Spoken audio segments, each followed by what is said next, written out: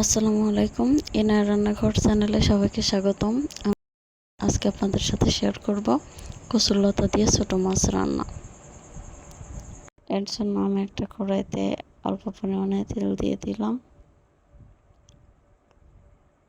এর ভিতরে একটা পেঁয়াজ ও কয়েকটা কাঁচামরিচ দিয়ে দেব।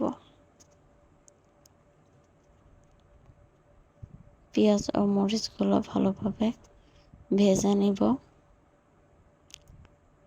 এখানে আমার পেঁয়াজ মরিচ অনেকটা ভাজা হয়ে গেছে। এর ভিতরে কয়টা আস্ত জিরা দিয়ে দেব, এতে তরকারির ঘ্রাণটা ভালো আসে।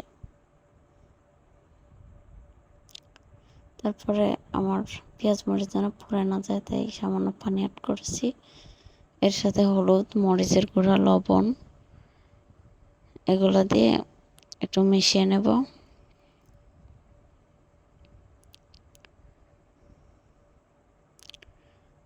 আদা, রসুন ও জিরা একসাথে বেটে নিয়েছি, এটা দিয়ে দিচ্ছি এবং যতক্ষণ না মশলা কষানোর পরে যখন মশলার উপরে তেলটা ভেসে উঠবে তখন এর ভিতরে সামান্য পানি অ্যাড করে দেব যেন মশলাটা পুড়ে না যায়।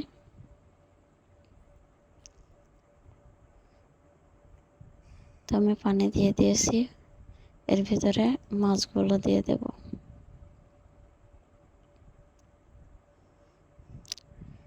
আমার মাছগুলো খুবই ছোট ছোট, অল্প কয়েকটা মাছ। 5 মিনিটের মতো মাছটা কষিয়ে নেব।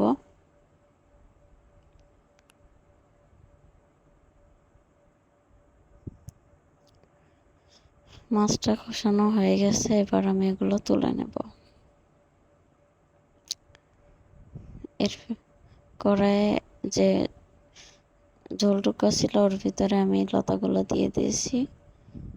এখানে আমার মাছ দেখতে পাচ্ছেন কয়েক রকমের মাছ আছে। তো আমি এই লতাটা ভালোভাবে কষিয়ে নেব। একটু পরপর নেড়ে দিতে হবে যেন নিচে লেগে না যায়।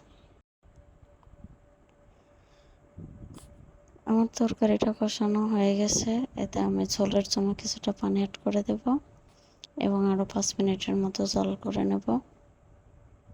যখন বলক চলে আসবে উপরে মাছগুলো দিয়ে দেব। এখন আর 2-3 মিনিট জাল দেওয়ার পর আমি এটা নামিয়ে নেব। দেখতে পাচ্ছেন আমার তরকারিটা প্রায় হয়ে গেছে। আপনারা সবাই বাসায় এভাবে ট্রাই করে দেখবেন, এটা খেতে অনেক মজা। যারা গলা ধরার ভয়ে কচু বা লতা খেতে চান না তাদের জন্য একটা টিপস, আপনারা লেবু পাতা বা আম পাতা ধুয়ে এই কচুর সাথে বা লতার সাথে সিদ্ধ করে নেবেন, তারপরে উঠিয়ে নেবেন, দেখবেন আর গলা ধরবে না। ধন্যবাদ।